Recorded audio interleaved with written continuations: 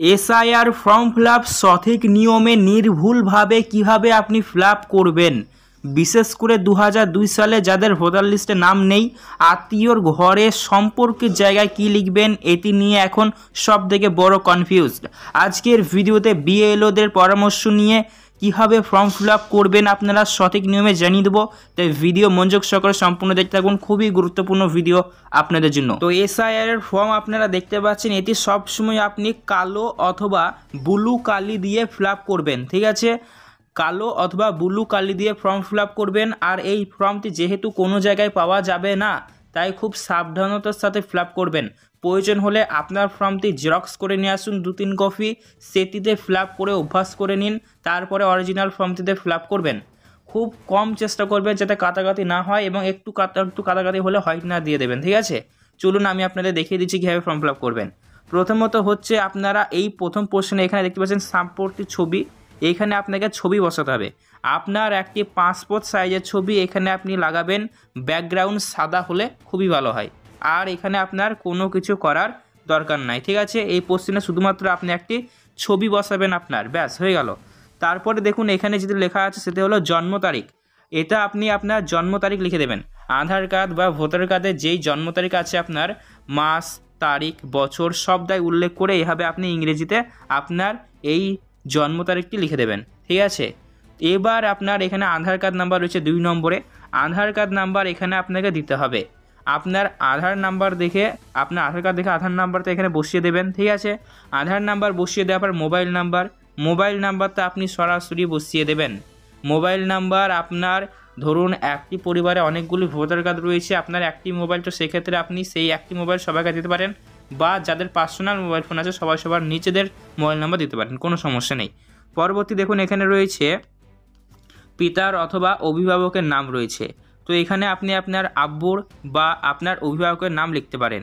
এখানে যারা মহিলারা রয়েছেন তারা এখানে নিজেদের অভিভাবকের নাম, অর্থাৎ স্বামী যদি বিয়ে হয়ে থাকে 2025 সাল অনুযায়ী স্বামীর নামও লিখতে পারেন, কিন্তু নিচে যেহেতু স্বামীর নামের অপশন রয়েছে লেখার, তাই আমরা স্বামীর নাম না লিখে এখানে বাবার নাম লিখবেন, সেটাই বেটার হবে। তাহলে মহিলারা এখানে বাবার নাম লিখবেন, আর সবাই বাবার নাম লিখবেন অভিভাবক হিসাবে, ঠিক আছে? এবং পিতা অথবা অভিভাবক যেতে আপনারা এখানে সিলেক্ট করলেন, ওনার এপিক নাম্বার অর্থাৎ ভোটার কার্ডের এপিক নাম্বার এখানে আপনাকে লিখতে হবে ভোটার কার্ড দেখে দেখে। যদি সে ব্যক্তি মারা যায় তাহলে তার ভোটার এপিক নাম্বার লেখার দরকার নেই। তারপরের অপশন দেখুন এখানে রয়েছে মায়ের নাম, তো এখানে আপনি আপনার মায়ের নাম লিখে দেবেন। মায়ের নাম লিখে দেওয়ার পরে আপনার মায়ের ভোটার কার্ডের এপিক নাম্বারটাও দেখে দেখে এখানে আপনাকে লিখে দিতে হবে। আর এই যে কোশ্চেনটা দেখছেন এটা সবটুকু ইংরেজিতেই করবেন, ইংরেজিতে করলে ভালো হয়, ঠিক আছে? তো এবার দেখুন আপনার মায়ের এখানে এপিক নাম্বার লিখে দিলেন, তারপরে একটা অপশন রয়েছে যে স্বামী অথবা স্ত্রী, ঠিক আছে? যদি আপনি একজন ছেলে হয়ে থাকেন, আপনার যদি বিয়ে হয়ে থাকে, তাহলে আপনি আপনার স্ত্রীর নাম এখানে লিখবেন। আর আপনি যদি একজন মহিলা হয়ে থাকেন, আপনি বিবাহিত যদি হয়ে থাকেন, আপনি আপনার স্বামীর নাম এখানে লিখবেন, ঠিক আছে? লেখার পরে এনার যে নাম এখানে যে লিখলেন তার ভোটার এপিক নাম্বার এখানে লিখবেন। দেখুন সেম জিনিস বলেছে, এখানে আপনি যাকে সিলেক্ট করবেন তার এপিক নাম্বার এখানে আপনাকে দিতে হবে। তাহলে কনফিউজ ক্লিয়ার হলো প্রথমটাতে যে আপনি এই প্রথম কোশ্চেনটা কীভাবে ফর্ম ফিল আপ করতে পারবেন। এইটা আবারও বলে দিচ্ছি, যদি আপনি মহিলা হয়ে থাকেন, আপনার বিয়ে হয়ে থাকলে আপনি আপনার স্বামীর নাম লিখবেন, স্বামীর এপিক নাম্বার নিচে লিখবেন।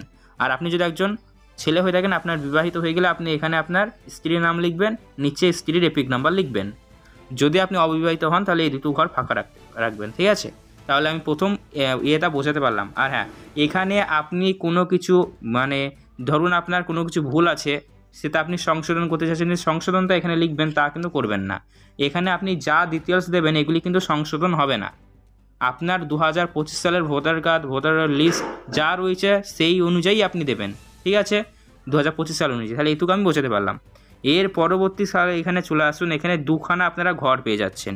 এই হলো প্রথম ঘর আর এই হলো দ্বিতীয় ঘর। প্রথম ঘরে যাদের, এটা হলো 1 নম্বর ঘর, আমরা ধরে নিচ্ছি এটা 2 নম্বর ঘর। যাদের ভোটার লিস্ট 2002 সালে নাম রয়েছে, মানে 2002 সালে এসআইআর যখন হয়েছিল সেই লিস্টে যাদের নাম আছে 2002 সালে, তারা শুধুমাত্র এইটা ফিল আপ করবেন, আর এইটা তাদের ফিল আপ করবার দরকার নেই। আর যাদের 2002 সালের ভোটার লিস্টে নাম নেই তারা এটি ফিল আপ করবেন না, এইটি ফিল আপ করবেন, ঠিক আছে? যাদের 2002 সালের ভোটার লিস্টে নাম নেই তারা এটি ফিল আপ করবেন, এটি করবেন না। ক্লিয়ার? চলুন এবার কীভাবে ফিল আপ করবেন আমি দেখে দিচ্ছি। প্রথমে 2002 সালের ভোটার লিস্টের পাতা বের করে নেবেন। তারপরে সেই 2002 সালের ভোটার লিস্টের পাতা অনুযায়ী যা যা আছে তাই আপনি লিখবেন, কোনো চেঞ্জ করবেন না, হুবহু কপি পেস্ট করবেন। ঠিক আছে, প্রথমে দেখুন রয়েছে নির্বাচকের নাম, তো এখানে আপনি আপনার নাম লিখে দেবেন। নির্বাচক 2002 সালের ভোটার লিস্ট অনুযায়ী যা নাম লেখা আছে আপনি তাই লিখবেন। তারপরে এপিক নাম্বার লিখবেন, মানে ভোটার কার্ডের এপিক নাম্বার লিখে দিলেন। লিখিয়ে দেওয়ার পরে আত্মীয়র নাম লেখা রয়েছে এই অপশানে, আপনি আপনার বাবা এবং মহিলা হয়ে থাকলে 2002 সালের লিস্টের নাম আছে স্বামীর নাম। ঠিক আছে, আত্মীয়র নাম 2002 সালের ভোটার লিস্ট অনুযায়ী দিয়ে দেবেন, যা আছে তাই। তারপরে সম্পর্ক, এই যে আপনি দিলেন নিজের নামের সাথে আত্মীয়ের নাম, এনার সাথে আপনার যা সম্পর্ক আপনি সেটি এখানে বসাবেন। ঠিক আছে, সেটা ধরুন মহিলা হয়ে থাকলে স্বামী স্ত্রীর সম্পর্ক বা স্বামী হতে পারে, বা আপনি যদি পুরুষ হয়ে থাকেন তাহলে আপনার বাবার নাম সেখানে ছিল, তাহলে আপনি পিতা লিখবেন। তাহলে বোঝা গেল এইটুকু। ঠিক আছে, এরপরে জেলা মুর্শিদাবাদ, সরি যার যা জেলা তাই লিখবেন। ঠিক আছে, যার যা জেলা তাই লিখবেন 2002 সালের ভোটার লিস্টে যেই জেলা আপনার ছিল। তার পরবর্তী দেখুন রাজ্যের নাম পশ্চিমবঙ্গ, আর বিধানসভা দেখবেন আপনার ভোটার লিস্টে যা আছে তাই লিখে দেবেন। ক্লিয়ার?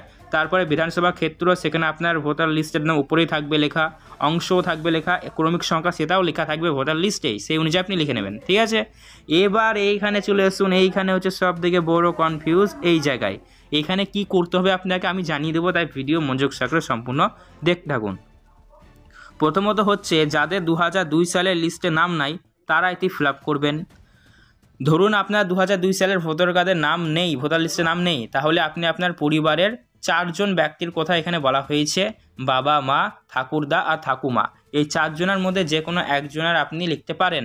ঠিক আছে, ধরুন আপনি আপনার বাবার নাম পেলেন আর কি 2002 সালের ভোটার লিস্টে, বা দাদুর পেলেন, তাহলে দাদুর বা বাবার এখানে নাম লিখবেন। মানে 2002 সালের লিস্টে আপনার আত্মীয়র যার নাম আছে আপনি তা এখানে লিখলেন, 2002 সালের লিস্ট অনুযায়ী যা লেখা থাকবে তাই লিখতে হবে আপনাকে। তারপরে যার নাম লিখলেন তার এপিক নাম্বার লিখে দেবেন। 2002 সালের লিস্টে থেকে আপনি পেয়ে যাবেন এপিক নাম্বার লিখে দিলেন। এরপরে আত্মীয়ের নাম, মানে এই যে নামটা আপনি লিখলেন ইনার আত্মীয়ের নাম 2002 সালের ভোটার লিস্ট অনুযায়ী আপনার দিয়ে দেবেন। ক্লিয়ার? আত্মীয়ের নাম দিয়ে দেবেন, দেওয়া হয়ে গেল। দেওয়ার পরবর্তী স্থান হচ্ছে সম্পর্ক।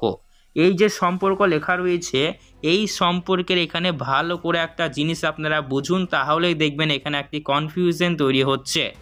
বিভিন্ন বিএলও অফিসাররা বিভিন্ন রকমের অ্যান্সার এখানে দিচ্ছেন। ধরুন এখানে আমরা সম্পর্ক জায়গায় এই যেখানে লিখলাম,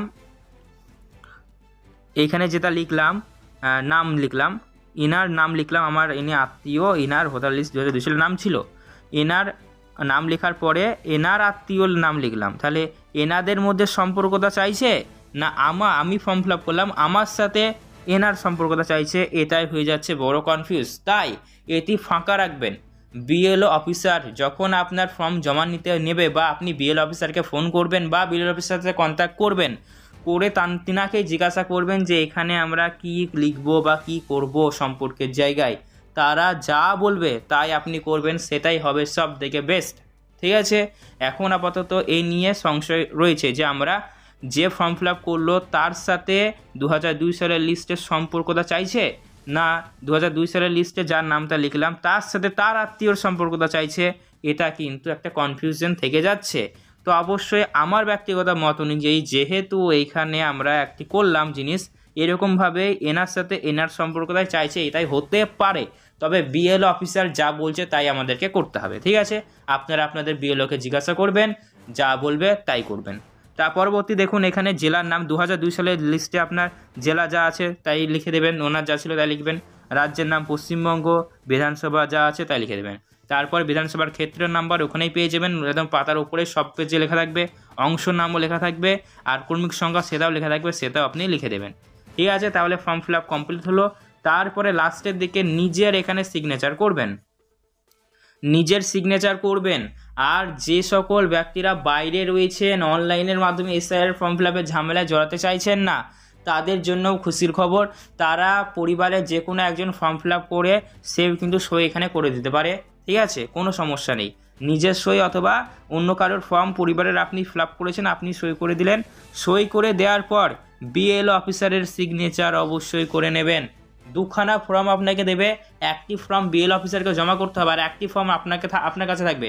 যে ফর্মটি আপনার কাছে থাকবে সেখানে অবশ্যই বিএল অফিসারের সিগনেচার করে নেবেন। তবেই প্রমাণিত হবে যে আপনি ফর্ম জমা করেছেন। ঠিক আছে, আশা করি বুঝতে পেরেছেন। আজকের ভিডিওটি দেখার পর কোনো রকমের আর কনফিউশন থাকলো না আপনার যে আপনি SIR ফর্ম ফিল আপ কীভাবে করতে পারবেন। তো বন্ধুরা, আজকের ভিডিওটি বেশি বেশি করে শেয়ার করে দিন, সবাইকে জানতে সুযোগ করে দিন, কারণ সবাই কিন্তু এখন এই নিয়ে কনফিউজনের মধ্যে রয়েছে, চিন্তায় রয়েছে। আর ভিডিও ভালো লাগলে লাইক করে দেবেন। এইরকমই ইনফরমেটিভ ভিডিও আমরা চ্যানেলে সর্বদা পাবলিক করে থাকি। ধন্যবাদ, দেখা হবে নেক্সট ভিডিওতে।